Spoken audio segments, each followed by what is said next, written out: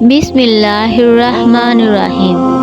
ये वाक़या हजूर सल्लल्लाहु अलैहि वसल्लम की ज़िंदगी का है कि जब हजूर सल्लल्लाहु अलैहि वसल्लम को अबू जहल ने काबा में नमाज पढ़ने से मना किया था।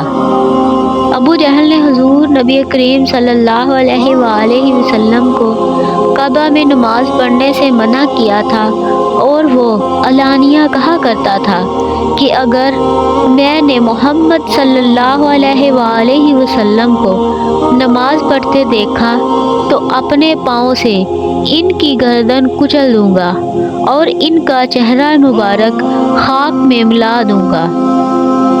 चुनांचे वो अपने इस फासद इरादों से हजूर सल्लल्लाहु अलैहि वसल्लम को नमाज पढ़ते देखकर आपके करीब आया, मगर अचानक उल्टे पांव भागा, हाथ आगे बढ़ाए हुए जैसे कोई किसी मुसीबत को रोकने के लिए हाथ आगे बढ़ाता है। चेहरे का रंग उड़ गया और बदन की बोटी बोटी कांपने लगी।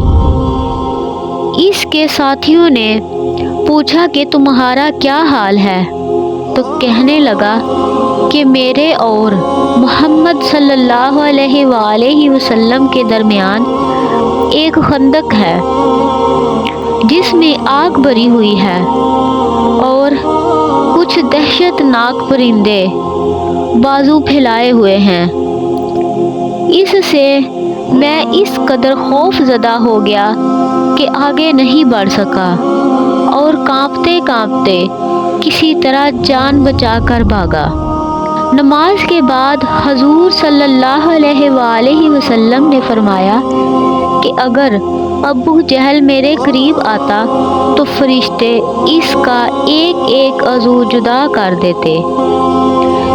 इसके बाद भी अबू जहल अपनी खबासत से बाज नहीं आया और हजूर सल्लल्लाहु अलैहि वसल्लम को नमाज पढ़ने से मना करने लगा।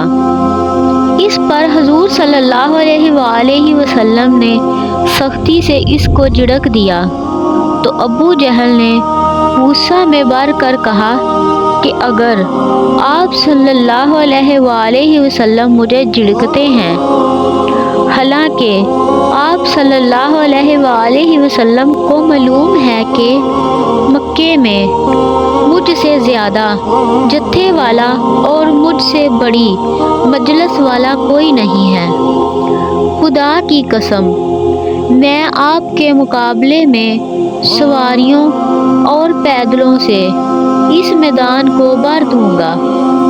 इसकी धमकी के जवाब में खुदावंदे कदूस ने इरशाद फरमाया, हाँ अगर अबू जहल बाज ना आया तो हम ज़रूर इसकी पेशानी के बाल पकड़कर जहन्नम में खींचेंगे।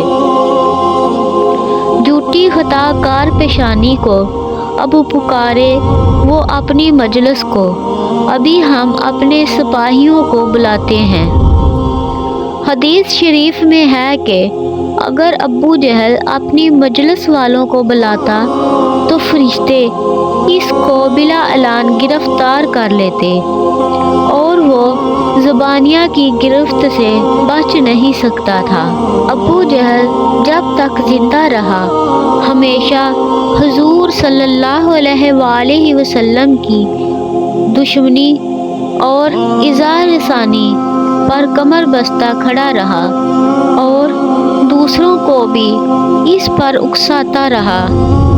आहर कहरे खुदाबंदी में गिरफ्तार हुआ कि जंगे बदर के दिन 2 लड़कों के हाथ से जिल्लत के साथ कत्ल हुआ और इसकी लाश बेगोरो कफन बदर के गड्ढे में फेंक दी गई।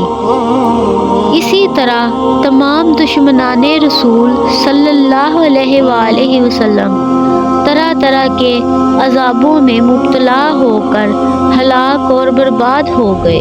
सुभान अल्लाह।